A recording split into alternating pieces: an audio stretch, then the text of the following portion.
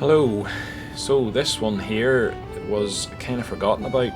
It was recorded along with our Bantry trip, the Wild Atlantic Way trip that I put out at Easter, which included Bantry, Mall's Gap and the Gap of Dunlow. So I would really suggest, if you haven't seen those, maybe go and watch them first and then watch this one, because they will lead you into this. This was on the Saturday and we had left on the Thursday to do the trip, so you're kind of be better to watch those first.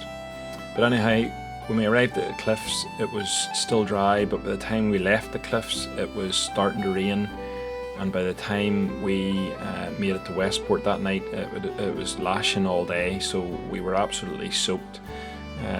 Whilst our bodies were dry, our kit was wet and sodden, and we just wanted to get out and get a meal in us and a pint. But the cliffs themselves, I just wanted to put this out because they are stunning. So even though it was a dull grey day, I couldn't get my drone up because it was so windy and it was threatening rain. So with that, I'll leave you to watch the rest of the footage and I'll catch you at the next video. Alright, see you then. Bye bye.